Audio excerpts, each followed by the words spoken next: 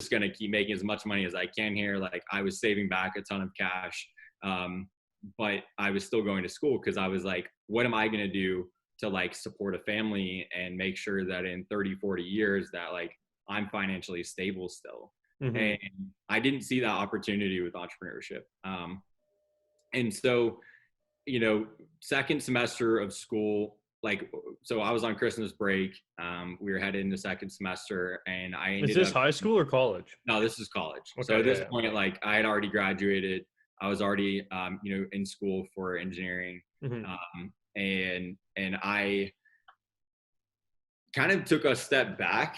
I like, even before we had gone into Christmas break, like I really just wasn't feeling school. My head wasn't in the game. You know, I was literally like sending out customer service emails in the middle of my lectures and like kind of running the business along with it. And so, you know, I was distracted. And so when I went into Christmas break, you know, I was really like kind of weighing my options here of what am I doing? Like, what do I want to do long term? What am I doing with this business? And my answer, my question was kind of answered naturally. So like 2 weeks after that, I ended up getting a contract with a company that had a little over 130 repair shops around the US. So they're a franchise. And we like doubled the business size overnight. And I was like, okay, like, why am I in college right now? Like, I'm just going to take a semester off and just figure out where this is going to go. And, you know, if anything, like, I'll just go back to school. It's not a huge deal. It's not going anywhere. Yeah, exactly. But I was like, well, my business could, like, if I'm not paying attention to it and like giving it the attention that it needs, like it could all fall apart. And so, you know, I took a semester off of school. I ended up selling that company 4 months later. So this was 2014. I think like late April, early May is when we closed. And at that point it was like, I still didn't even consider myself an entrepreneur. Like I sold the company for $100,000. Yeah. And, you know, that was on top of all the money that I had kind of saved back. And I was like, cool. Like I'm probably going to go back to school. You know, like I didn't really know what I wanted to do next. But it was like halfway, you know, that second semester was effectively almost over.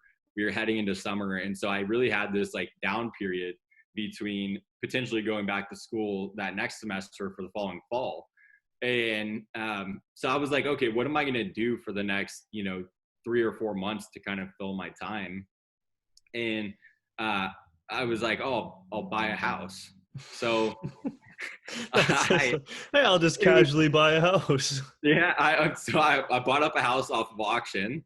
It was an old like foreclosed farmhouse. It was built like 1955. It was a huge piece of shit. And like, honestly, it probably should have just been burned to the ground rather than like trying to fix it up. But I was looking at it of like, oh, this is going to be easy. Like I'll spend a few months, you know, fixing this thing up and then live here and then eventually sell it. And it ended up turning into a year. So it was like, I was like halfway through this. I was like, at this point I was like, I'm not going back to school. I'm really just going to focus on this and try and figure out exactly what I want to do. Cause by the time school was rolling back around, I had zero idea what I wanted to do, but I wasn't comfortable with the idea of going back to school because I just wasn't sure. And so in the process of like fixing up my house, I actually started my next company. So it was a high-end glass tile company called Juvie Design. So we really specialized in having one of the biggest color selections in the world for glass tile. And at that point, again, like this was when I had established the fact that like I wanted to be an entrepreneur. You know, I was like, this is something that I'm good at. I truly get enjoyment out of.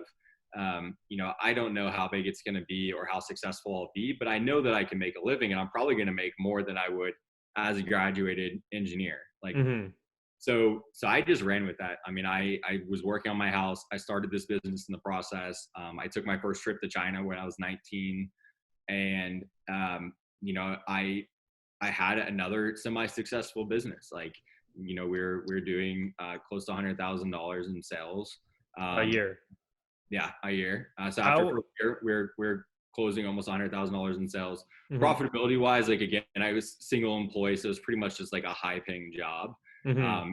Profitability wise, like we're a very profitable company. How did Um, you decide on a tile company? Was that because you were working on the house? yeah, yeah. So this kind of goes back to like just trying to identify opportunity in everything that I do. Mm-hmm. And so, I was in the finishing stages of the house. We were working on the kitchen. And so mind you, like I rebuilt this entire house myself. Mm-hmm. I literally was like watching YouTube videos. I pulled all the permits myself. I submitted all the technical drawings myself. I took electrician tests to run all the electric in the house. Like I, Fuck. I Yeah, you learned literally built, everything. yeah, I did everything. Like all the way from like literally working with engineers to put in headers across the house and take walls out to like laying tile and grouting it to like installing cabinets and shimming them and making sure they're even. Like Mm-hmm. I did everything. And it was fun. Like it taught me a lot. I can't say that I would do it again, but in the Yeah. process, like we were in the finishing stages of like the kitchen, and I had to go pick out the granite slab that I wanted for the kitchen. And I remember I walked into the granite showroom and there was probably 300 different types of granite. I mean, Mm-hmm. like every color range. And then within that, like every slab was different and had like different color variations inside. And it was like super overwhelming. And it took me a while to pick out the slab that I wanted. But once I did, I was like, okay, I want to pick out a backsplash. And so I went into like an interior design showroom in Indy and was looking through their glass color selections for backsplashes. And there was like 5 color options. And I went to another showroom and like same thing. I went to Home Depot, I went to Lowe's, I went everywhere, and everyone kind of had just like 2, 3, 4 color options. They were all like different variations of earth tones.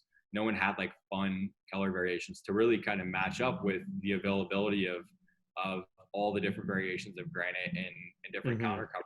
So um, I was actively searching for business. I mean, I kept the journal really from senior year all the way through recently, where I would kind of, again, I would identify opportunity, write things down, like, do I think this could be a business? Um, I would run exercises for it. So like if I thought something was a good idea, I would look up like who the competition is and like how big is the market and how new is it, how old is it, and established is it? Like, do I think there's actually like an opportunity here? Mm-hmm. And this is the first one. We were kind of approaching the end of the house. So I needed to find something to start bringing in money. And I thought this was a good opportunity. There really weren't any established glass tile brands. There were some older brands that did ceramic and porcelain that were getting into glass tile, but their color variations really sucked. Um, and so the idea behind Vici Design was just creating um, a color variation that kind of matched up with the availability of all the counter coverings that were available too. So we had like over 25 different colors of glass tile, and then along with that, we had a ton of different sizes and shapes and variations. Mm-hmm. Um, and and so that was my first time going to China. This is my second time really starting a business from scratch. And each of these businesses were kind of stepping stones. Like they taught me the fundamentals of like identifying opportunity and creating value, and like ultimately just kind of acting on those things rather than just being like paralyzed by fear. Mm-hmm.